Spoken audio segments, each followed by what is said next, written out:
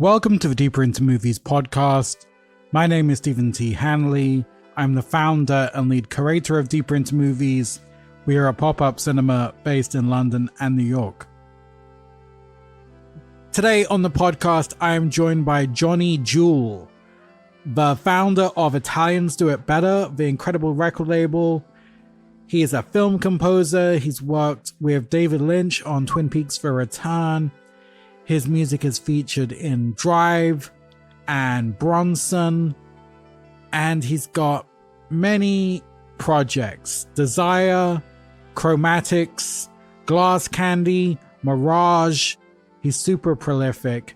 I've always been fascinated by him.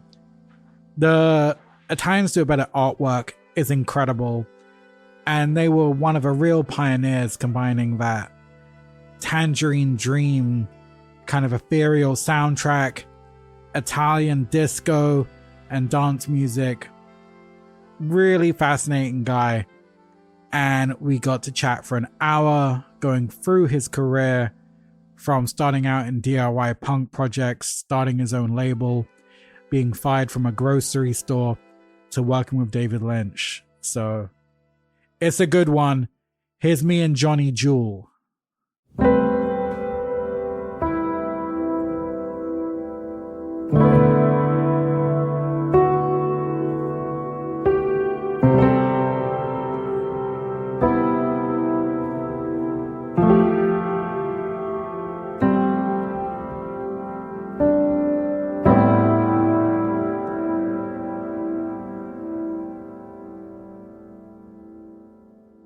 Let's start at the beginning. What did you grow up watching? What were you listening to? And what made an impression on you as a teenager? Well, skipping into the teenage years, my first girlfriend was from England, and she had an older sister, and she would come back with tapes. So I got turned on to a lot of music through her and her sister, and that's when I first heard things like the Smiths and Sinead O'Connor and House Martins and things like that. I was really interested in a lot of the European and UK dance music through them. So that had a big impression. I grew up in Houston, so I was completely surrounded by country western, like folk music and bluegrass and things like that. And movie-wise, started getting into horror around 13, 14, renting movies like, The Shining and Clockwork Orange and, all the entry-level things that they would have at the VHS store in Texas in the 80s.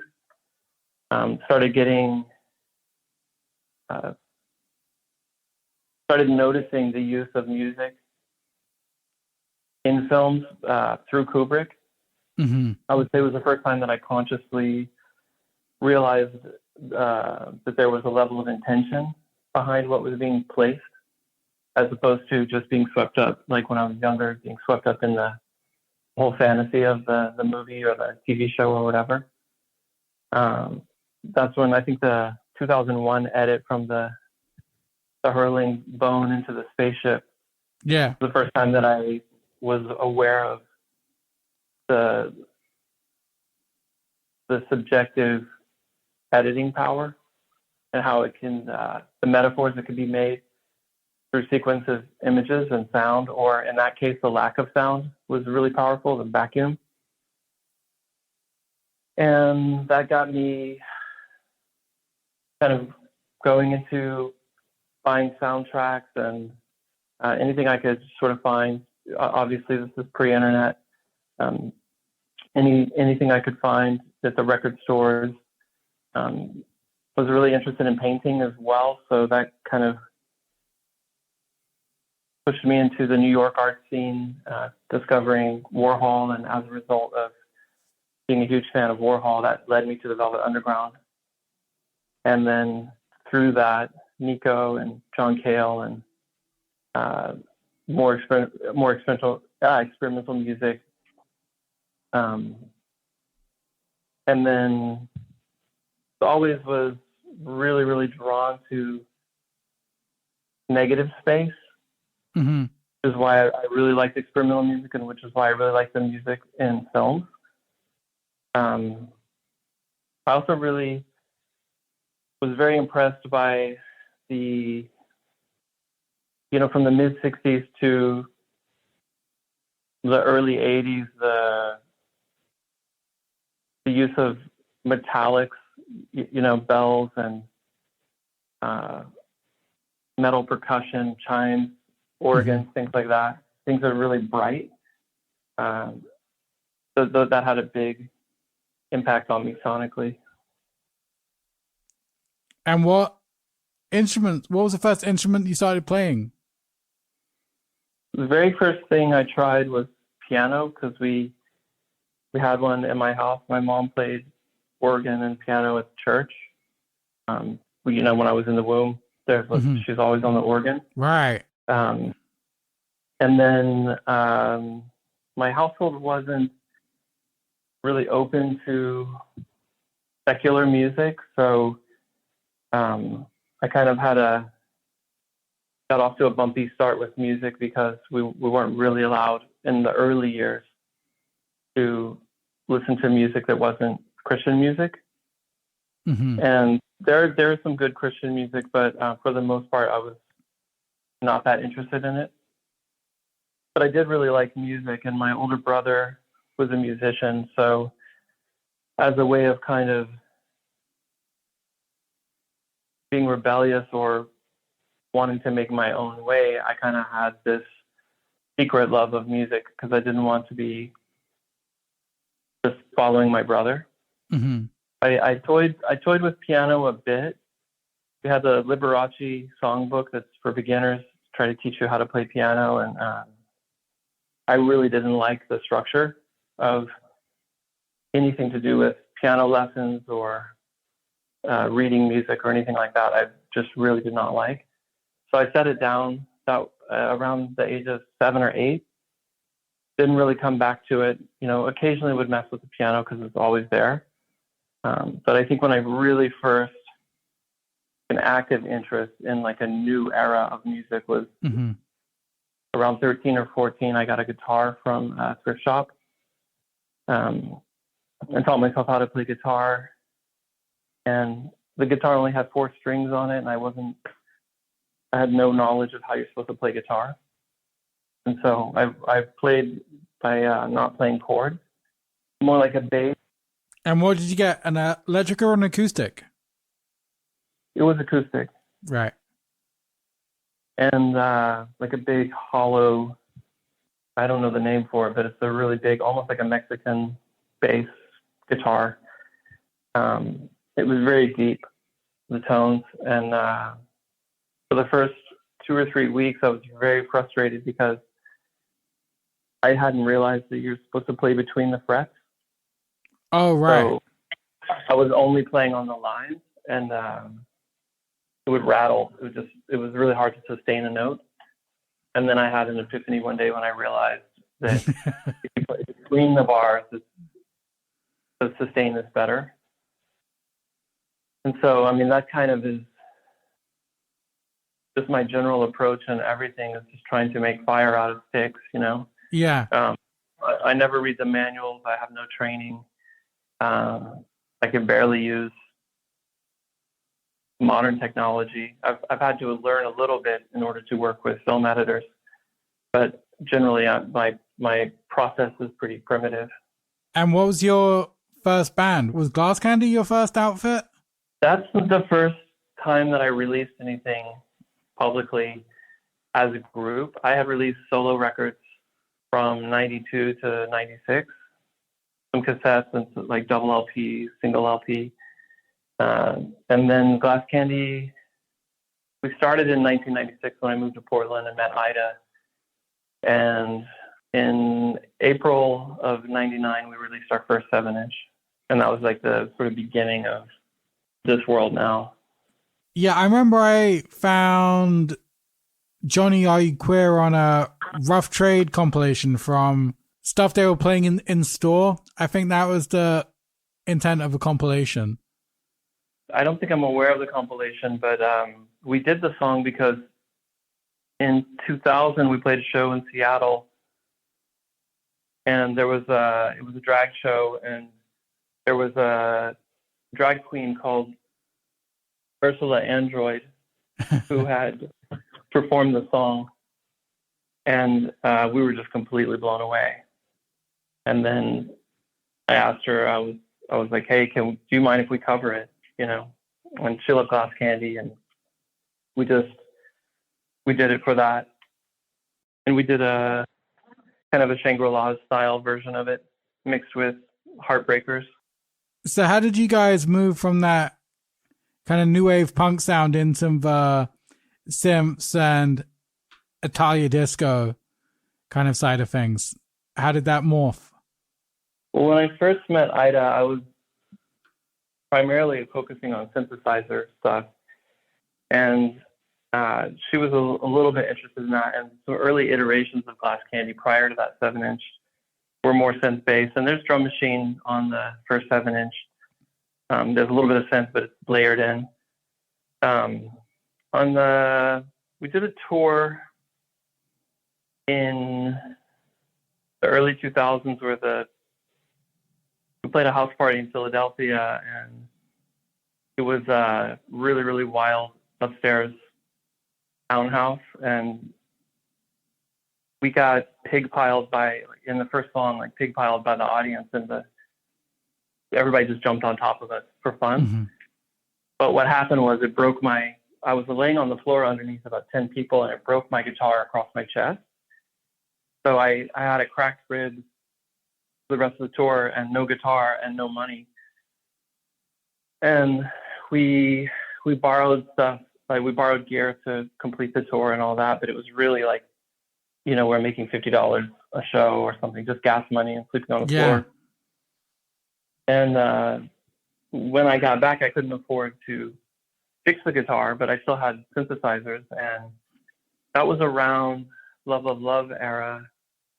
And 2002, 2003, then I made the conscious decision to shift to drum machine and synthesizer full time. And that took a few years to sort of explore how that would integrate. And I used my 2003 tax return to buy a drum machine and a polyphonic synthesizer. And then we started releasing a bunch of tour CDs and things like that, sort of exploring. Like I was trying to figure out how to program and how to produce, and I had graduated to Scene Track, and took about 4 or 5 years to sort of learn everything and develop. And we were both working full time at a grocery store, so it's like everything was moving at a really slow pace. And when did Beatbox come about? That's 2007 in the fall. I think it's September. We had agreed to do a tour with this band, Architecture in Helsinki, from Australia. Mm-hmm. Done their U.S. dates, and I rushed 2 or 3 days before we hit the road to meet them in Minneapolis, just on no sleep. And I ended up getting sick from just not resting, but I had to finish the mix, and then we were burning CDs off of a laptop in the car on the drive there just to be able to sell at shows. Really? That's still my favorite Italians release. The sound of that record is just incredible. Oh, it's amazing. It's a classic for sure. The synth sounds on that record are just incredible. They're so thick. I was wondering what you were taking reference from or inspired by for that, the tone and feel of that record. We had been touring a lot, so I'd grab records on every town when we had time. And I was buying a lot of freestyle 12 inches, like maxi mixes and strumapellas and things like that. And also really getting into cosmic disco and the 70s sort of synth exploration records, as well as, the movie soundtracks never went away. But that was, there's a lot of Goblin and John Carpenter and things like that in the mix. And when did you start Italians Do It Better? I know you said you just wanted to do things at your own pace and not be worried by deadlines or completing things and everything like that. That was the decision to do it was in 2005, and then it began in 2006. Before then, I had been self-released as well. So I had tried to do a record on a label, and I wasn't really into the process. Were you still at the grocery store, or were you a full-time musician at this point? At the time that Italians began, I was a full-time musician, but there was no money. I got fired from the grocery store because I was on tour, and I was gone too long on tour, and they changed the rules of how long you could take a vacation consecutively. Because I'd been working there for almost 10 years, so I had 4 weeks a year saved up, and that's what we would do the national tours on. And so I'd bookend it by working a bunch of days in a row and then taking time off, so we could be gone about 5.5 weeks. And we used to have a answering machine on a cassette which you could call from the road and like hear your messages. And I got a message that my boss wanted me to, he's like, hey, sorry, they changed the rules. Like, you have to come in and work one shift and then you can go back on tour. But it was impossible because we had about $100 and there's no way I could fly home just to do one shift. It wasn't that, we weren't flying at all at that point. So I lost the job, which was really crushing. And then I decided to take the plunge full time with music, which meant selling equipment and records and things like that just to pay studio rent, buy tapes, and then, lost electricity, no heating in the winter, things like that. It was really rough. And then around 2007, things sort of popped off, but it was never been the goal to succeed in that way. The goal has always been to explore. So even though things were difficult, I was happy because I was able to just record so much. And when does Chromatics and Desire form? When do you start having multi-groups at the same time? Chromatics formed in 2001. I recorded the first record. That band formed after another band broke up after they saw Glass Candy perform and wanted to do something a little different, more minimal, like how Glass Candy was doing. And then that I joined full time in 2004 after 7 or 8 other people had quit. And Desire came around the very beginning, or the end of 2008, the very beginning of 2009. And prior to that, started working with Farah in 2005, started doing Mirage in 2006, and continued through all of this recording solo work. So it's always been just a lot of different things going on, and I often record without any specific band or goal in mind. I just record.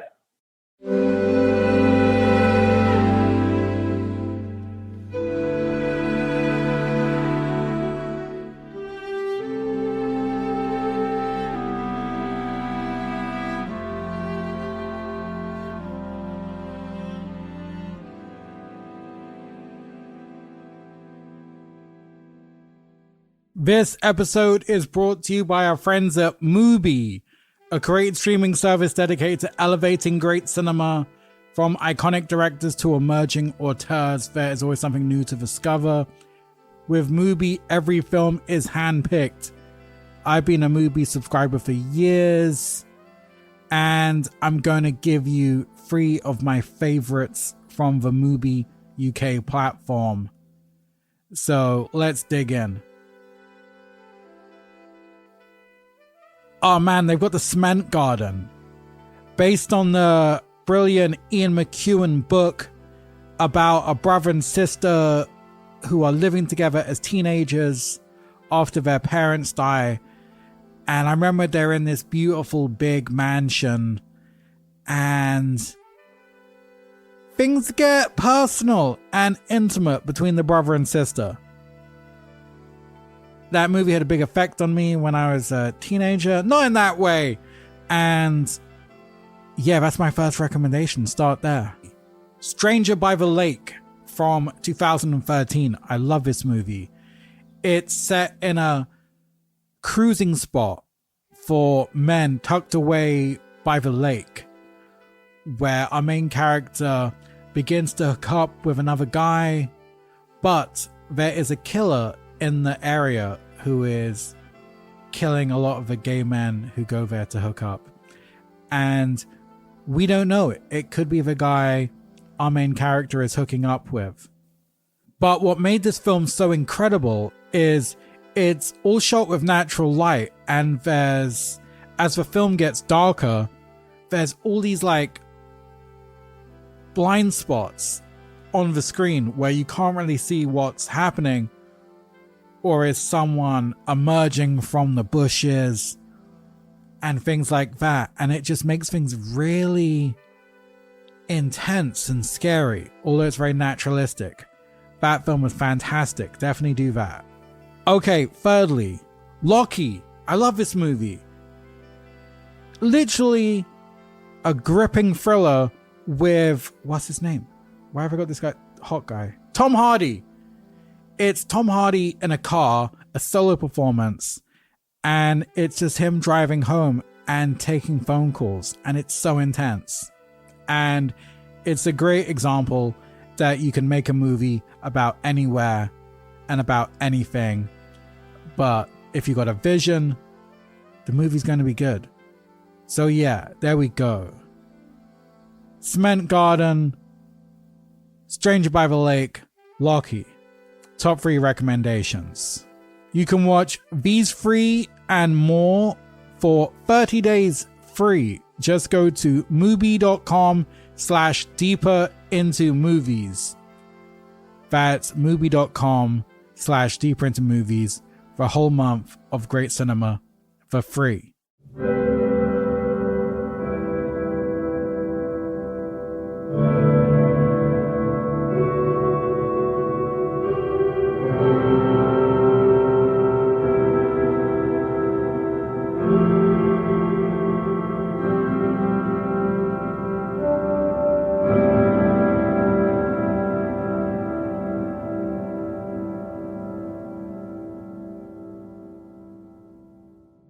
So how do you keep all the plates spinning, and what do you get from each different outfit? Each of them have their own kind of, identity and vibe and tone. I was wondering how you keep everything in line. Well, it's the same as, working on films or doing graphic art or doing photography or editing videos. Everything feeds everything. So I work on something, and if I feel like I'm hitting a wall, I don't want to force it, so I just set it down, work on something else, and just turn the page, and then eventually come back to that weeks or months later and hear it differently, So I work alone primarily, so time is my biggest collaborator. So the more distance I have with something, when I come back to it with different experience or a different vantage point, that's a big part of my process for building and deconstructing and refining. All your groups are led by women. Why you was drawn to the female voice? I work with men too, but I think it's a lot has to do with coincidence. It's just people I was around who wanted to sing, and I sing a little bit, for the purpose of writing and writing lyrics and everything, but has a lot to do with just proximity of who's in my really small circle. Mm-hmm.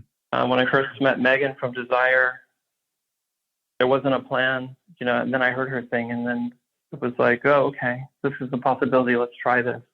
And I had already been writing Desire material, and I already had the Desire name. I just didn't know what it was for. Like I said earlier, I just always write and I file things. I'm fascinated by things that are different than me. Mm-hmm. I'm not female, so it's interesting for me. I like the vocal register, how it sits against bass. But I think just one of the things I'm drawn to, and I don't question it or really spend too much time thinking about why.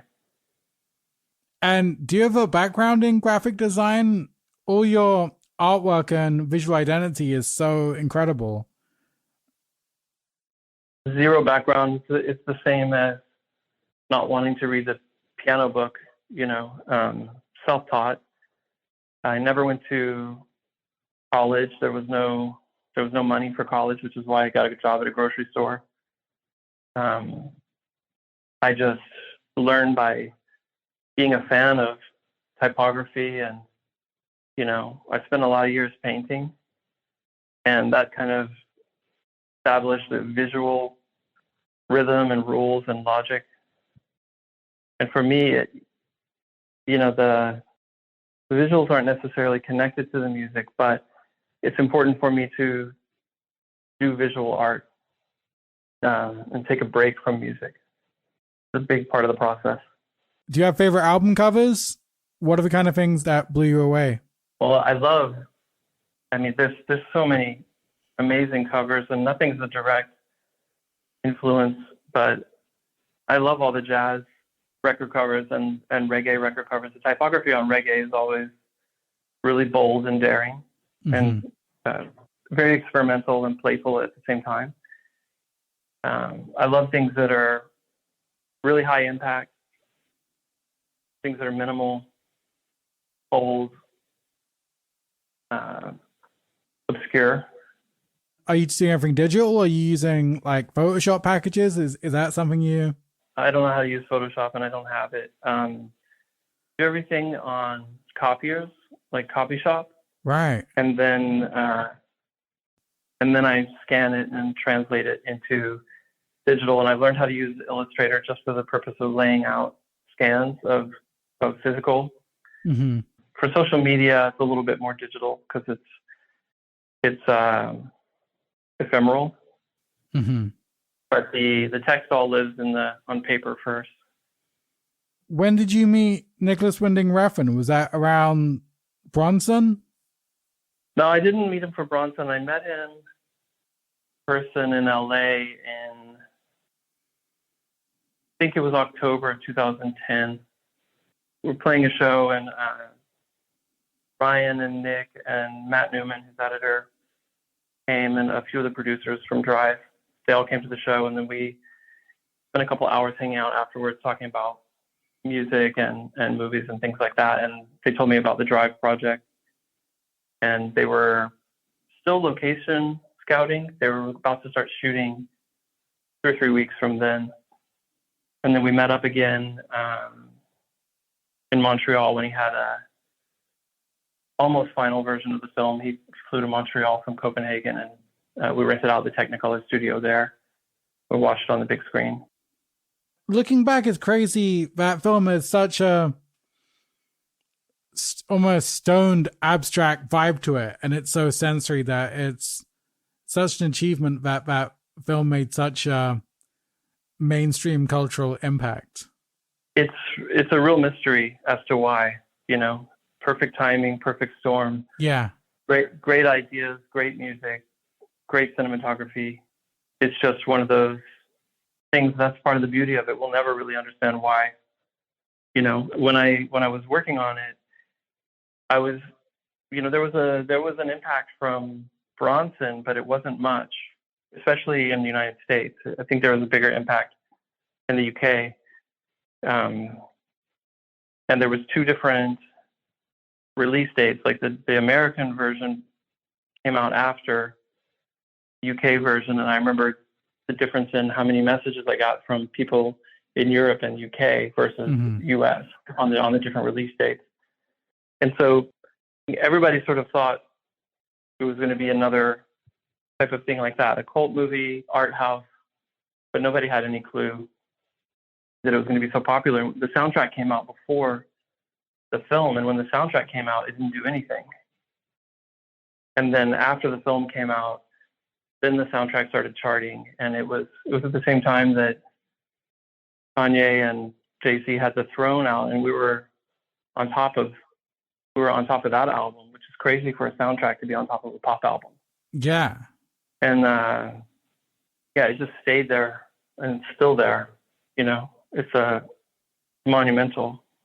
Yeah, I like Refn. He's such an unusual guy. We interviewed him years ago, and he has such a really unique brain. He kind of talks in riddles, but I really like him. Very abstract approach to filmmaking. Have you seen Copenhagen Cowboy? No, I saw the Too Young to Die, which I really liked, but I haven't watched his new series yet. I need to catch up on it as well. I've been too busy preparing for these tours. But yeah, we're huge fans. Yeah, I thought Neon Demon was fantastic. That's maybe my favorite thing he's done. Oh yeah, I saw that 9 times in the theater when it came out. I just kept going, and I saw them presented at Cinerama as well, with Keanu and everything in LA. That was fun. Yeah, we were doing some screenings for his by NWR series where, he just collects really super strange, like below B movie films and Right. restores them and just basically uses all his fashion advert money just to fund these restorations for super strange movies, which we really respect. That's amazing. What is your approach to composing for film? Do you play along I know Miles Davis used to play along to the movie and respond to it. I was just wondering what your approach is. Depends on the scene. Are you talking about the lift to the scaffold? Yeah. I remember there's that amazing photo of when he used to bring in a screen and play along. He had written everything before then, though. He was basing his improvisations on themes. Ah. He went in with quite a bit of material. I worked on a film where that was one of the key reference points, was that soundtrack. So I dove really deep into that, and that music is just completely amazing. And he had on a lot of the takes, he had skin from his lip kind of falling off, and you could hear it in the trumpet. This phenomenal record, and they just reissued, or they released the entire recording sessions. Have you heard that? No, I haven't. There's multiple takes of each piece. There's a double album that came out a few years ago. It's really good. It's worth checking out. There's something about the ones that were used in the film there. You can just hear it's like really pure magic. But for me approaching, I had a director one time ask me to do a sit-in and work through the film live with a piano. Mm-hmm. They had been inspired by Dead Man, the Neil Young score. Yeah, it's amazing score, yeah. Because Neil Young had done a proper score, and then it wasn't clicking for whatever reason, and then they had him improvise with a cut of the film, and they ended up using a lot of that. So this director was really inspired by that idea, and I did that, and there were some pieces that worked. I'll do that occasionally for scenes that are really emotional. Mm-hmm. But for action scenes or things that are more syncopated or that require some sort of anchored backdrop, I'll work without picture. And I prefer to start with the script. And I prefer to start as early on as possible, as opposed to picture lock. Mm-hmm. So whenever I have the opportunity to do that, I always really enjoy that. It's a lot more work. It takes a lot more time. But I think the result is better when you have the ability to develop a language sonically with the editor and the director as you go. And in an all-time ideal scenario, they're using temp that you've made on set in the dailies, to sort of get the vibe and sort of see what's working and what's not. And that's always really good when you could do that. And for just the day-to-day working on something, I keep a very open mind and try not to be precious about anything. And I always prefer to send more music than is needed. And then try hitting a scene multiple ways and not necessarily assuming that this scene has to be this one arc. Like, what if we invert it? What if we shift it? What if it's more emotional than tense? What if it's more tense than emotional? Just really depending on when I'm making my first impression, it's what I think happening with the characters or the story. And it's up to the director to decide what they really want to say in the scene for the good of the larger story. And sometimes they are not sure, and sometimes they are 100% sure of what they want. So it varies, like how you approach it really depends on what the intention of the scene is. This is a random question, but I've been given my own online radio show, and I remembered on SoundCloud you released a mixtape, and it had a version of Love on a Real Train on it. And I'm wondering, can you remember what version that was? Because I somehow remember it being a live version or a alternate cut than the one that's on the soundtrack, but I could be completely wrong on this. It's those mixes that I made, they're all altered by me. They're all edited. Oh, that's why it doesn't. Right. And so I edited, and some of the tracks I actually added music to on top of.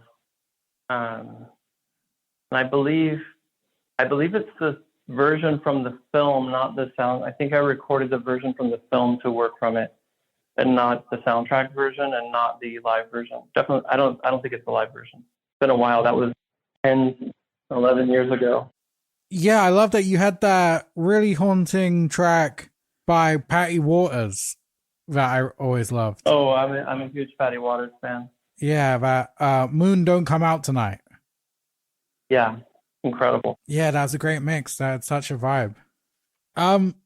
This is something I've always wanted to know because it's always been really inspiring. That I remember years ago, before I started programming movies, I was freelance music journalist, and I spoke to Alexis about interviewing you, and your schedule was too busy, but you guys sent out such a big care package of posters, vinyl, slip mat, and I was like, whoa, this is a lot, guys. And then it's something you do quite often, just giving away vinyl and such, which is hugely generous and expensive. Yeah, but the way the Italians works is the records are there to share. They're not. It's such a small market. They're not there to be on the shelves at Walmart, you know.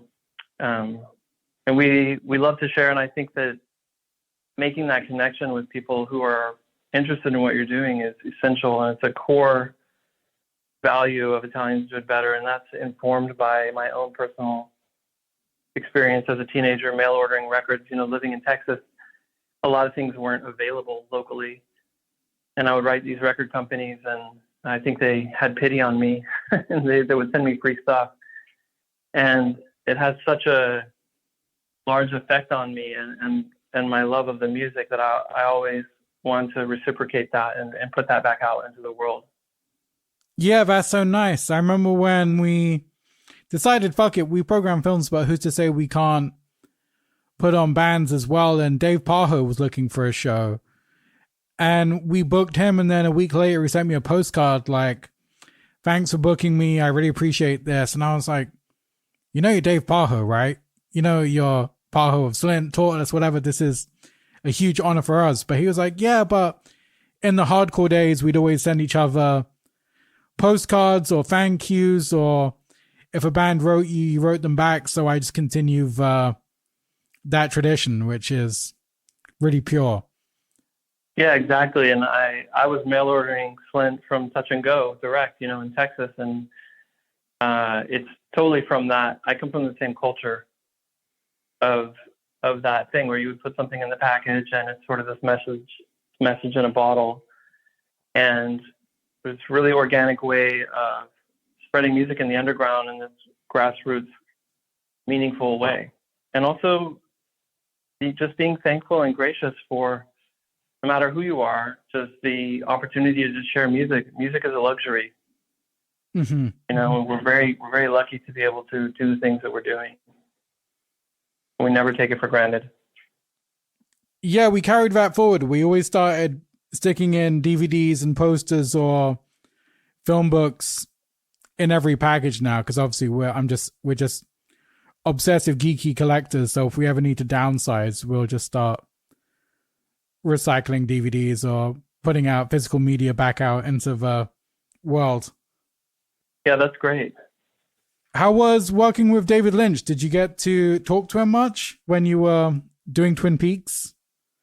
Twin Peaks it began through Dean Hurley, his music guy, who works with him on all of his solo records. Yeah. And Dean was tasked with, as music supervision, getting bands in front of David for possible appearances at the Roadhouse. And Dean reached out to me. We started talking about what would it be like if Chromatics performed at the Roadhouse, and started thinking about that. And once I had Dean on the line, I was like, what is going on with the score? Mm-hmm. You know, and there's it's like a patchwork of different things. So I began sending music in the hopes of it getting in front of David and him responding to it. So it was unsolicited, and I just, you know, I'm such a huge fan, and the Twin Peaks has been such a big part of my life, you know, watching on TV as a teenager, and just really those seeds being planted. I want to do anything I could to help facilitate the new series. So I just sent a massive amount of music and gave David carte blanche. And I know that, you know, autonomy is big, and I know that he needs to not be boxed in. So It's like, here's the stems, here's the music, use it however you want, no strings attached. You know, manipulate it, slow it down, play it backwards, re-edit it, whatever you want to do. Mm-hmm. And it was a dream to be able to land some music in that and to be a part of that project. In addition to doing, you know, we backed Julie Cruz, and we had 2 performances at the Roadhouse in addition to that. So it was just completely amazing. And then later I mixed a record with Dean in his studio, Asymmetrical there, a Georgia Chalmers record, she's Brian Ferry's saxophonist. Right.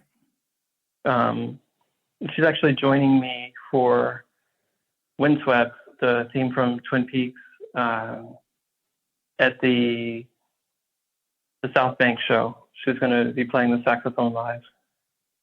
Oh, amazing. Yeah, so we're really excited about that. What's your favorite Badalamenti soundtrack for Lynch? I think it has to be Twin Peaks. Yeah. For sure. I would say a tie between Laura Palmer's theme and Falling. And then I really love the piece that he did.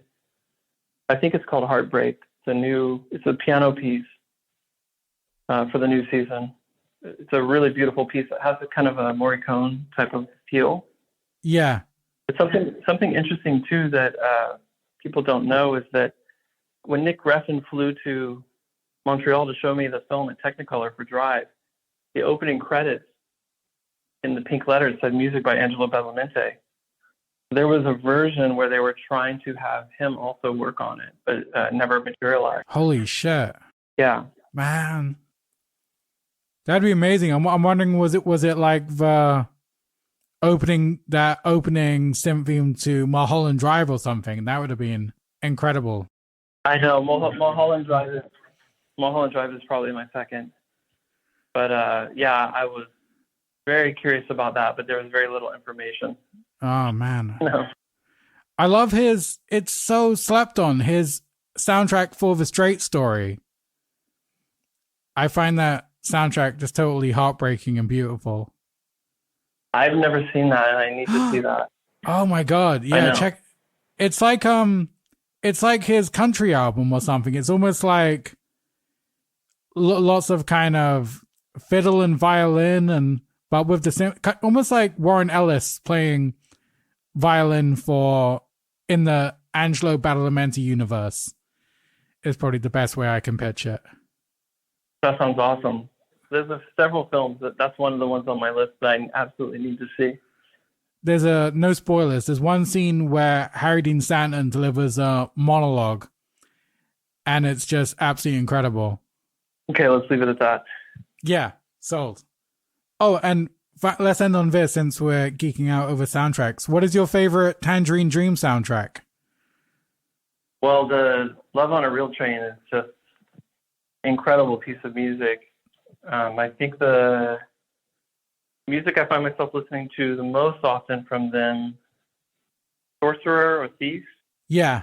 That was cool to play with them. We just played with them in South by Southwest. Oh, shit. Yeah. Megan told me. That's incredible. Yeah, we did a panel with them at the Austin Film School. Wow, how amazing. Yeah, that was great. There's a really strange section on the Risky Business Blu-ray. There's a commentary between the director, I think David Geffen, and Tom Cruise. And it's just really interesting hearing Tom Cruise wax lyrical about the beauty of Tangerine Dream's music on the soundtrack and stuff. It's kind of weird to imagine what music Tom Cruise would listen to anyway, but hearing him talk about Tangerine Dream was really strange. And what's the commentary on Bob Seger? Oh, I forget that. I think that was just Geffen's. I think Geffen had that from his label, maybe.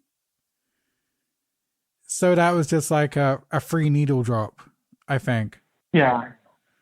But yeah, just Tom Cruise listening to ethereal krautrock is kind of an amazing concept for me to imagine. Well, it's wonderful music, there for everyone. Yeah. This has been such a pleasure talking to you. I've been such a fan for such a long time. Are you going to come to the show? Yes. Yeah, definitely. Hopefully we can say hi in person then. Yeah, I'd love that. Great. Thanks again for talking. I appreciate your time. Yeah, cheers. Take care, buddy. Thank you.